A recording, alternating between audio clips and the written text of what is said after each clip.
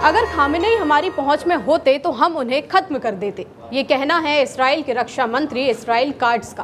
Katz ने Trump के उस दावे को खुलकर नकार दिया है जिसमें ट्रंप ने कहा था कि मैंने इसराइल को आदेश दिया है कि वो खामेनेई को निशाना ना बनाए।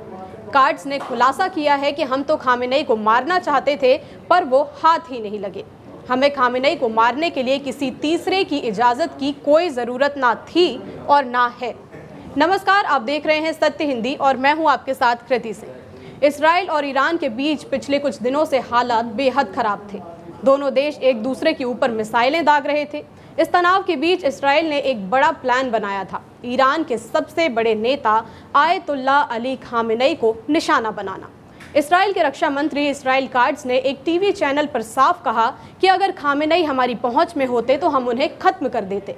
लेकिन खामेनेई इतने चालाक निकले कि वो बहुत अंदर तक जाकर के छिप गए, यानी कि वो इतने गहरे बंकर में जाकर छिप गए कि इसराइल को पकड़ने का मौका ही नहीं मिला। काट्ज ने यह भी साफ किया कि इस मिशन के लिए इसराइल को अमेरिका की इजाज़त की कोई ज़रूरत नहीं थी। काट्ज ने कहा कि इसराइल अपने फैसले खुद लेता है। हाल ही में कुछ पश्चिमी मीडिया में ये दावा किया गया था कि अमेरिकी राष्ट्रपति डोनाल्ड ट्रंप ने इस योजना पर वीटो लगा दिया था, लेकिन काट्ज ने इन खबरों को सिरे से खारिज कर दिया है। आप सोच रहे होंगे कि ईरान और इसराइल तनाव के बीच खामेनेई को मारना इतना बड़ा मसला क्यों था।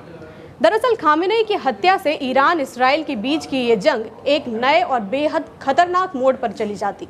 खामेनेई सिर्फ ईरान के टॉप लीडर नहीं हैं, बल्कि दुनिया भर के लाखों शिया मुसलमानों के लिए एक धर्मगुरु भी हैं। अगर इसराइल उन्हें मार देता तो ये मामला सिर्फ बमबारी तक सीमित नहीं रहता, ये सीधा ईरान की सरकार को पलटने जैसी बात बन जाती। इस्राएली प्रधानमंत्री नेतन्याहू और अमेरिका के ट्रंप के पहले ही वो कह चुके हैं कि ये लड़ाई ईरान में बड़ा बदलाव ला सकती है।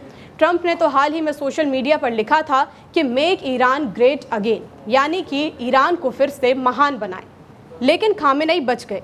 खामेनेई ने इसराइल को खुद को निशाना बनाने का मौका ही नहीं दिया। बाद में खामेनेई ने एक वीडियो संदेश में कहा कि अमेरिका और इसराइल ने अपने हमलों की कहानी बढ़ा चढ़ा कर सुनाई है, जबकि असल में ईरान ने शानदार जीत हासिल की है। उधर व्हाइट हाउस का कहना है कि ये सब खामेनेई की छवि को बचाने की कोशिश है। मतलब इतना साफ है कि जंग तो चल रही है, लेकिन राजनीति का खेल भी कुछ कम नहीं चल रहा। गौर करने की बात तो ये है कि खामेनेई के ऊपर से अभी खतरा टला नहीं है।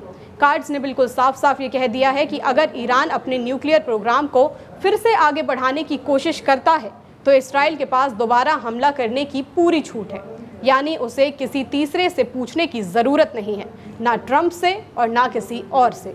अगर ईरान ने कुछ भी ऐसा किया जो इसराइल को गलत लगा तो हमला हो सकता है।